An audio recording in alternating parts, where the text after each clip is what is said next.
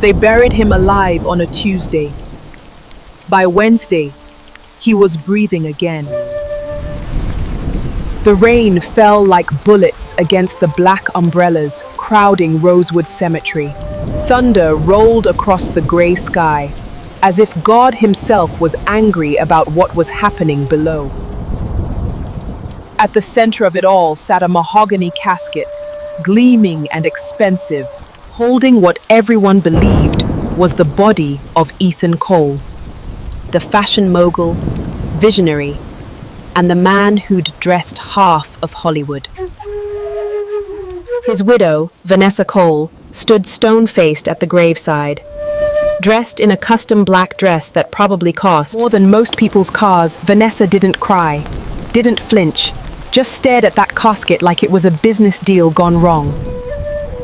We gather today to remember a titan of industry, a man who built an empire from nothing, who changed the face of fashion forever. The cemetery workers moved forward with their ropes, ready to lower the casket into the earth. Vanessa nodded. Time to make it official. Time to move on. That's when she appeared. Stop! He's alive!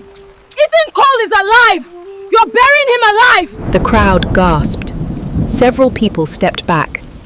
Vanessa's perfect composure cracked for just a second. Security! Get this crazy woman out of here! Two men in suits moved toward her, but she dodged them, falling to her knees in the mud beside the casket. She pressed her ear against the wood, listening. Please, my name is Lila Cruz. I used to work for Vanessa. I know what she did. She and that doctor, Dr. Mira Sloan. And Vanessa injected Ethan with something. A drug that stops the heart, makes you look dead.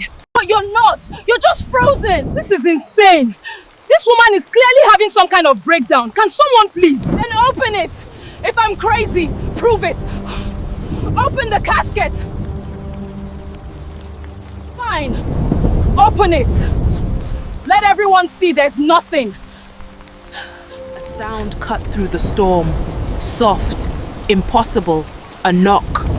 From inside the casket, someone screamed. The cemetery workers jumped back. Even the priest made the sign of the cross and whispered a prayer. Open it!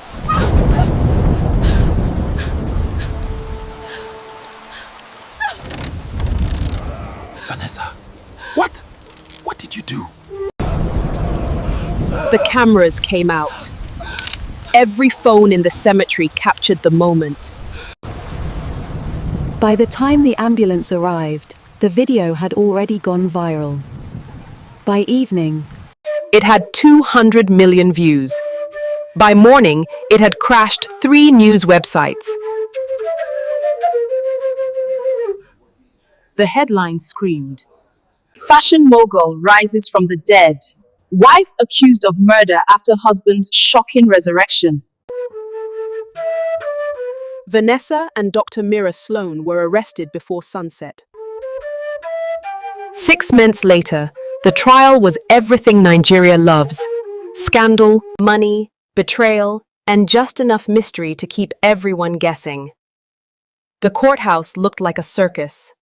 News vans lined the streets. Protesters held signs, "Justice for Ethan." Inside, the courtroom was packed shoulder to shoulder. Lila Cruz sat in the witness box, wearing a simple blue dress. She looked different now, healthier, stronger. Ethan had given her a job, a home, and a reason to keep fighting. Miss Cruz, please tell the court what you witnessed. I was Vanessa's assistant for 2 years. She was charming at first, but she hated that Ethan got all the attention, all the credit. Vanessa wanted the empire, not the shadow. And when did you first hear about the plan? 3 months before the funeral. I was bringing coffee to Vanessa's office. The door was cracked. I heard her talking to Dr. Sloan. She said once he's gone, we split everything. The company, the accounts, the properties. 50-50. And Dr. Sloan? She said she could make it look natural. Said she had access to a drug used in experimental surgeries. It stops your heart, makes your body cold. You look dead for hours. But if you don't get the antidote, you actually die. All eyes turned to Dr. Mira Sloan. She sat beside her lawyer, perfectly still, but sweat beaded on her forehead. When it was her turn to testify, she crumbled. I didn't want to. Vanessa threatened me. She knew about my gambling debts. She said if I didn't help her, she'd ruin me. I'm a doctor. I took an oath.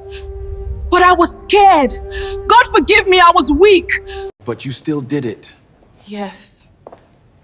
Yes, I did. Let me be very clear, this entire story is a fabrication. Ethan wanted to disappear. He was under investigation For tax fraud. Millions of dollars missing. He asked me, begged me, to help him fake his death so he could escape to Europe and start over. Then why did you hire Dr. Sloan? Ethan hired her. She was his doctor, not mine. I had no idea what drugs she used. I just thought he'd fake a plane crash and vanish. But then he actually got on that plane. And it actually exploded and... Then why do we have video footage of you meeting with Dr. Sloan 2 days before the crash? Why did you transfer $500,000 to an offshore account she controlled? And why did you forge the crash investigation report? Vanessa's face went white. The jury deliberated for less than 4 hours. Guilty on all counts. Vanessa got 20 years. Dr. Sloan got 15 with a chance of parole. But even as they were led away in handcuffs, whispers spread through the courthouse. Powerful investors in Ethan's company had vanished overnight. Offshore accounts had been drained. Windows overlooked the city. His fashion label was thriving again. The world had fallen in love with his comeback story. But Ethan couldn't sleep, couldn't rest, because something didn't add up.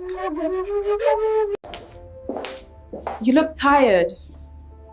I can't stop thinking about it. Vanessa didn't have the brains to plan something like this. And Mira? She was a pawn. Someone else funded this. Someone who knew exactly how to hurt me.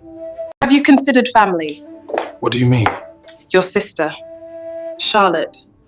She's been silent through all of this. Didn't attend the trial. Didn't visit you in the hospital. Don't you think that's strange? Ethan's jaw tightened. Charlotte, his brilliant, ambitious, jealous sister. She'd always been in his shadow. Always second place. He pulled up his company's financial records and started digging. Hours passed. Leela brought food. He didn't eat. And then, Buried in a shell corporation registered in the Cayman Islands, he found it. Charlotte Cole, silent shareholder, 40% ownership in a competitor company, and a series of payments made to Vanessa's offshore account. Oh my God. His payments match what Vanessa had paid Dr. Sloan. Oh my God. It was her. It was Charlotte all along. He tried calling her. No answer. He drove to her penthouse. Empty. he hired investigators. They found nothing.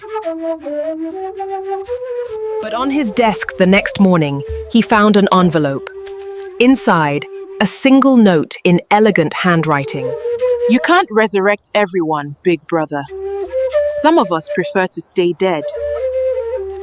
Charlotte was gone, vanished like smoke.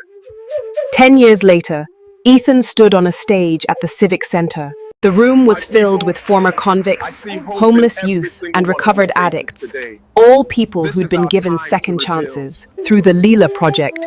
the foundation he'd built with his fortune.